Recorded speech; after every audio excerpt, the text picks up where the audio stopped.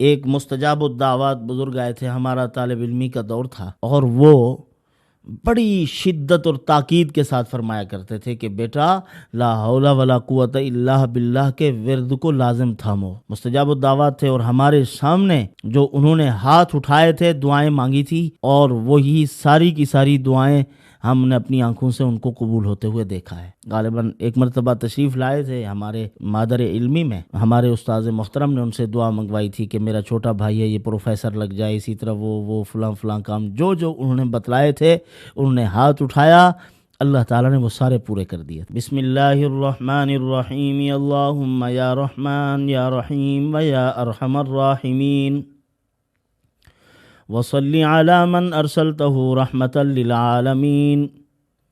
نہایت ہی واجب الاحترام معزز خواتین و حضرات، آج ہم آپ کے سامنے جو عمل پیش کر رہے ہیں، امام ابن ابی دنیا رحمۃ اللہ علیہ کا پیش کردہ ایک عظیم اسم اعظم ہے۔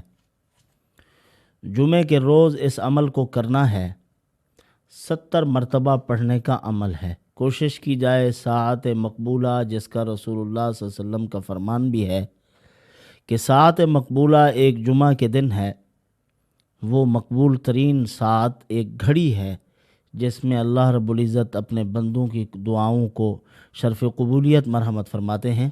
جو بھی بندہ دعا مانگے اللہ قبول فرما لیں، لیکن بندے کی حکمت اور مصلحت کو ضرور دیکھتے ہیں اللہ تعالیٰ۔ ایسا نہیں کہ انسان غفلت میں آ کر ایمان کھو بیٹھے، ایسی نعمتیں اللہ نہیں دیتا، وہ نعمت نہیں ہے، ہلاکت کا باعث ہے جو انسان کو تباہ و برباد کر دے۔ انسان تو چیخو پکار کر رہا ہوتا ہے کہ یہ نعمت مجھے ملنی چاہیے، لیکن اللہ وہ حکیم ذات ہے، جانتے ہیں کہ یہ نعمت اس کے حق میں بہتر ہے یا نہیں۔ اگر بہتر ہے تو عطا کر دیتے ہیں، ورنہ نہیں دیتے، چاہے وہ جتنی بلکتا رہے، روتا رہے۔ تو بہرحال ایک تو ان کا عمل ہے، اور ایک عظیم و شان عمل، تیسرے کلمے کا آخری جملہ لا حول ولا قوت الا باللہ۔ حضرت مولانا اللہ یار خان صاحب رحمۃ اللہ علیہ ہمارے بہت بڑے بزرگ گزرے ہیں، اللہ کے ولی تھے۔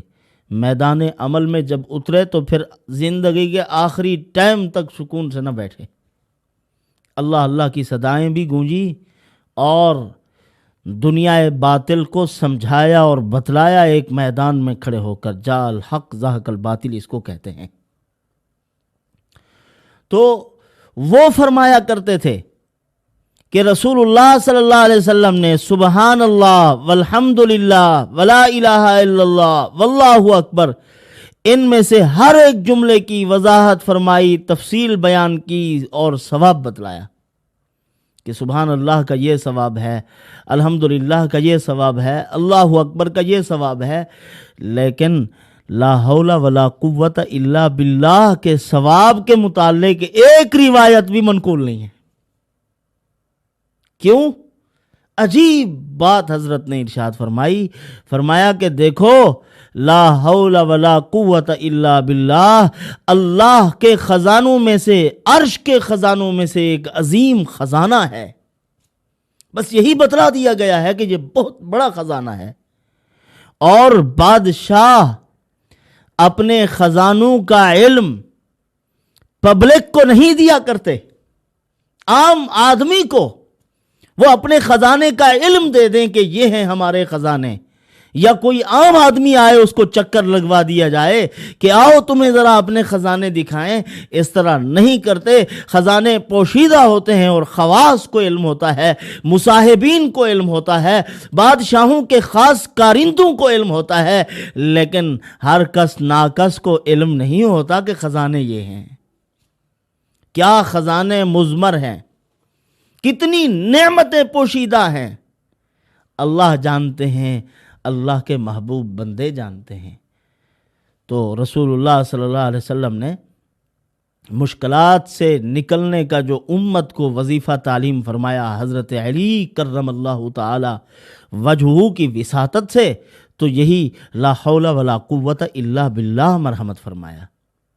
اور لا حول ولا قوت الا باللہ جو آج امام ابن ابی دنیا کو ان کے والد محترم کی طرف سے ایک عظیم اسم اعظم جمعہ کے روز پڑھنے کا مرحمت کیا گیا تھا، وہ حضرت نے اپنے ابا کی وساطت سے ہمیں بیان کیا، اسم اعظم بتایا کہ اس اسم اعظم کو جو آدمی جمعے کے روز 70 مرتبہ پڑھے، جو ضرورت، جو حاجت، جو مسائل ہیں ان کے پروردگار عالم کے سامنے پیش کریں، اللہ تعالیٰ اس اسم اعظم کی برکت سے ان کے تمام مسائل حل فرمائیں گے۔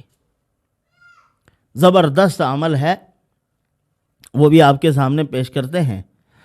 تو لا حول ولا قوت الا باللہ کے بارے میں حضرت مولانا اللہ یار خان صاحب رحمۃ اللہ علیہ فرمایا کرتے تھے کہ 5 تسبیحیں اس کی پڑھ لو اپنی زبان میں، اور سریکی میں انہوں نے ایک بیان کیا تھا، اس میں بتلایا تھا کہ لا حول ولا قوت الا باللہ العلی العظیم کی 5 تسبیحیں پڑھنی چاہیے روزانہ۔ مسائل نہیں رہیں گے، حل ہو جائیں گے سارے، اور ہر قسم کی پریشانیاں دھل جائیں گی۔ اللہ تعالیٰ نے اس میں بڑا اثر رکھا ہے۔ ایک مستجاب الدعوات بزرگ آئے تھے، ہمارا طالب علمی کا دور تھا، اور وہ بڑی شدت اور تاکید کے ساتھ فرمایا کرتے تھے کہ بیٹا لا حول ولا قوت الا باللہ کے ورد کو لازم تھامو۔ مستجاب الدعوات تھے، اور ہمارے سامنے جو انہوں نے ہاتھ اٹھائے تھے، دعائیں مانگی تھی، اور وہی ساری کی ساری دعائیں ہم نے اپنی آنکھوں سے ان کو قبول ہوتے ہوئے دیکھا ہے۔ غالباً ایک مرتبہ تشریف لائے تھے ہمارے مادر علمی میں، جامعہ امدادیہ حبیب المدارس میں، تو ہمارے استاذ محترم نے ان سے دعا منگوائی تھی کہ میرا چھوٹا بھائی ہے، یہ پروفیسر لگ جائے، اسی طرح وہ فلاں کام جو انہوں نے بتلائے تھے، انہوں نے ہاتھ اٹھایا، اللہ تعالیٰ نے وہ سارے پورے کر دیے تھے۔ اور وہ کہتے تھے یہ سب لا حول ولا قوت الا باللہ کی کرامات ہیں۔ تو آپ لا حول ولا قوت الا باللہ اس کی 5 تسبیحات پڑھنے کا اہتمام کیجئے روزانہ۔ آپ پھر دیکھنا کہ کیسے اللہ رب العزت آپ کی دستگیری کر رہے ہیں، قدم قدم پہ آپ کا ساتھ دے رہے ہیں، مشکلات کیسے جھڑتی نظر آ رہی ہیں، وہ پریشانیوں کا ایک پہاڑ کیسے ریزہ ریزہ ہو رہا ہے، اور مشکلات اور مصائب کے درختوں کے پتے کیسے جھڑ رہے ہیں، آپ اپنی آنکھوں سے دیکھیں گے۔ اللہ تعالیٰ نے کمال کا اثر رکھا ہے۔ تو علامہ امام ابن ابی دنیا رحمۃ اللہ علیہ نے جو عمل مرحمت فرمایا کہ اس کو کرو، اور جمعے کے روز کرنے کا اہتمام کرو، اور 70 مرتبہ اس کو پڑھو۔ بسم اللہ الرحمن الرحیم، لا حول ولا قوت الا باللہ العلی العظیم، بیکا ومنکا والیکا استغفرک واتوب الیک، فاغفر لی وتب علی، لا الہ الا انت سبحانک انی کنت من الظالمین۔ یہ اور جمعے کے روز آخری ساعت پہلی ساعت طلوع آفتاب کے وقت شروع ہوتی ہے، اور جب سورج غروب ہو رہا ہو تو اس وقت آخری ساعت ہوتی ہے، آخری ٹائم۔ اما عائشہ رضی اللہ تعالی عنہا فرمایا کرتی تھی کہ جمعے کے روز ایک مقبول ساعت ہے، اس کو تلاش کرنا چاہیے۔ اللہ تعالیٰ نے بسا اوقات ایسے چیزیں موہوم کر کے رکھی ہیں کہ میرے بندے جستجو کریں، جب وہ جستجو کریں گے تو میں بھی عطا کر دوں گا۔ جس طرح لیلۃ القدر کو چھپا کے رکھا ہے، اسی طرح ساعت مقبولہ کو بھی اللہ نے چھپا کر رکھا ہے۔ اما عائشہ رضی اللہ تعالیٰ عنہ اپنے سارے معاملات ترک کر کے شام کے وقت مغرب سے تھوڑی دیر پہلے سورج غروب ہو رہا ہے، عین اسی وقت بیٹھ جاتی تھی اور اللہ تعالیٰ سے دعا مانگنا شروع کر دیتی تھی مغرب کی آذان تک۔ اس کو پڑھو اور پھر دیکھو کہ کس طرح شیطان کا دم گھٹتا ہے۔ اللہ رب العزت نے ان خزانوں میں جو انوارات و برکات رکھے ہیں، اس عمل کی برکت سے شیطان اپنے حسد میں مغلوب اور ذلیل ہو جاتا ہے۔ اللہ تعالیٰ مومن مسلمان کے لیے راستے آسان کرتے ہیں ان کی پریشانیاں دور کرتے ہیں. اور جب مسلمان کبھی کسی معاملے میں پریشان ہو کر بیٹھتا ہے تو شیطان خوش ہوتا ہے، وہ چٹکیاں بجاتا ہے کہ مسلمان کو میں نے پریشان کر دیا ہے. جب مسلمان اللہ پر بھروسہ کرتا ہے، دعاؤں کا اہتمام کرتا ہے، تو شیطان مجبور ہو جاتا ہے، پریشان ہو جاتا ہے. تو دیکھیں علماء نے لکھا ہے کہ مومن جو ہے یہ عقاب کی مثل ہے. عقاب کو اللہ نے طاقت دی ہے اور قوت پرواز بھی مرحمت فرمائی ہے، بہت اونچا اڑ سکتا ہے.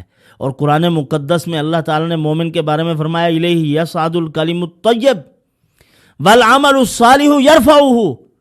مومن جو کلمات طیبات اپنے منہ سے نکالتا ہے، ان کلمات کی پرواز آسمان کی طرف ہے، عرش الہی کی طرف ہے، یہ اوپر کی طرف جاتا ہے. اور شیطان، ہم بھی کہتے ہیں کہ وہ بدبخت لوگ جو کرتے ہیں وہ سفلی ہیں، نیچے کے کام ہیں سارے. وہ نیچے بیٹھ کے دیکھتا رہتا ہے، حسد کرتا ہے، بغض رکھتا ہے، لیکن کر کچھ نہیں سکتا مسلمان کا. مومن کا عمل آسمان کی طرف چڑھتا ہے، یہ بدبخت زمین پہ پڑا رہتا ہے. اب اس ترقی کو حسرت بھری نگاہوں سے صرف دیکھ ہی سکتا ہے، کر تو کچھ نہیں سکتا.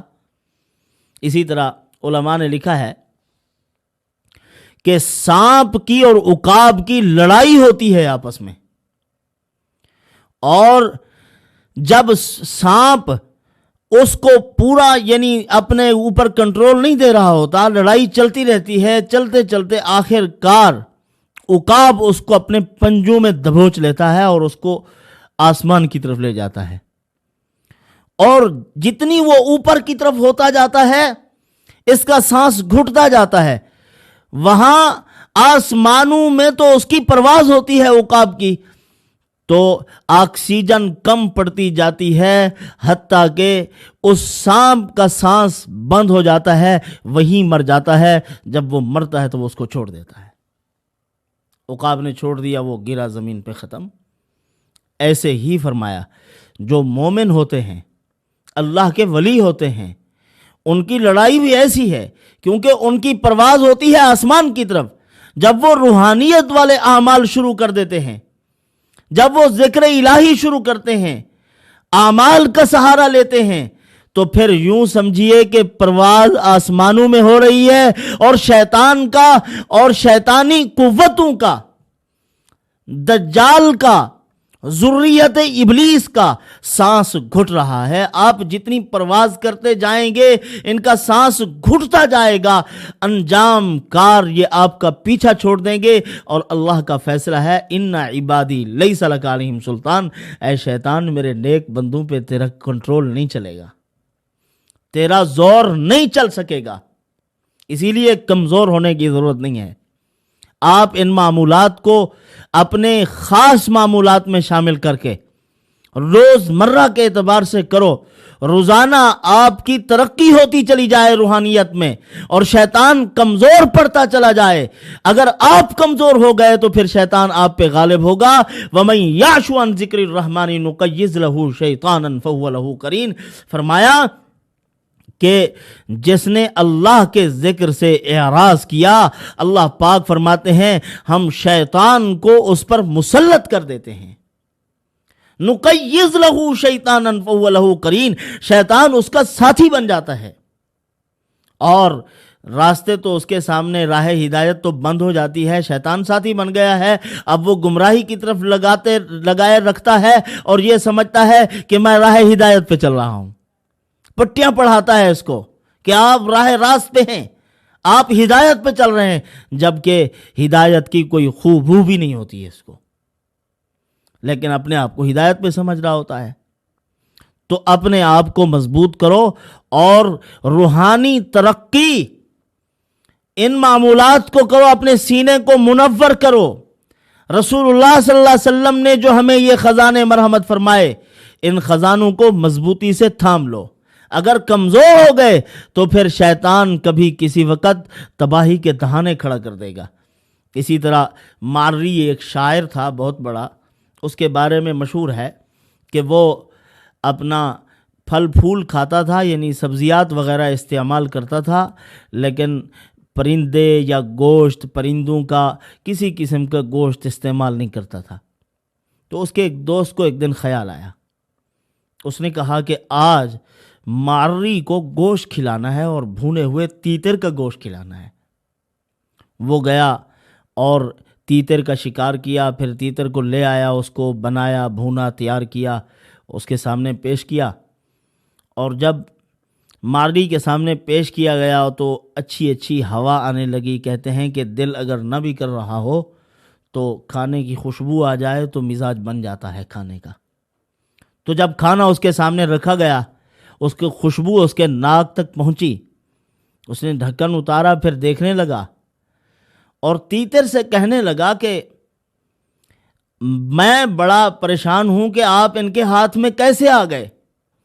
مجھے یہ سمجھ میں آ رہا ہے آپ کمزور بنے رہے، آپ زمین کے کیڑے بنے رہے، آپ عقاب کیوں نہیں بنے کہ آپ اونچے اڑتے، کہ ان کے تیر، ان کے آلات و اسباب آپ تک نہ پہنچ سکتے، آپ ان کے ہاتھوں سے دور ہو جاتے، آپ نیچے چلتے رہے ہو اور انہوں نے آپ کو پکڑا اور آپ کی چمڑی ادھیڑی ہوگی، پھر آپ کا گوشت تیار کیا ہوگا، آگ پہ چڑھایا ہوگا، بڑا ظلم کیا ہے آپ پہ۔ آخر میں ماری نے ایک شعر کہا تھا، جو اس کا شعر کے جو 2 جملے ہیں وہ بڑے مشہور ہیں۔ تقدیر کے قاضی کا یہ فتویٰ ہے ازل سے، ہے جرم ضعیفی کی سزا مرگ مفاجات۔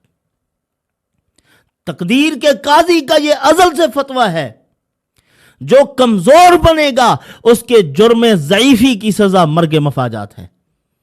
اسی لیے کمزوری اختیار نہ کیجیے، اللہ کی عبادت، اس کی رضا کی جستجو اور ان معمولات کو مضبوطی سے تھام لیجئے۔ جتنا آپ عمل کرتے جائیں گے اتنی ہی مضبوط ہوتے جائیں گے، اور جتنی آپ کے اندر تاثیر و برکات ہوگی شیطان اس قدر آپ سے خوف کھائے گا۔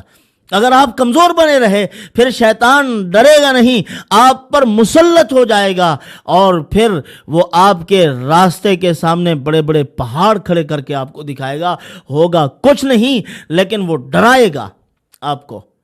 الشیطان یعیدکم الفقر، وہ فقر سے ڈرائے گا، غربت سے ڈرائے گا، آہستہ آہستہ آپ کو حرام کی طرف اور مادیت کی طرف لے جائے گا۔ جب آپ مادیت کی طرف جائیں گے، روحانیت کا نام ہی نہیں رہے گا، تو آپ کو ایک وقت میں وہ گمراہی کے گڑھے میں گرا دے گا۔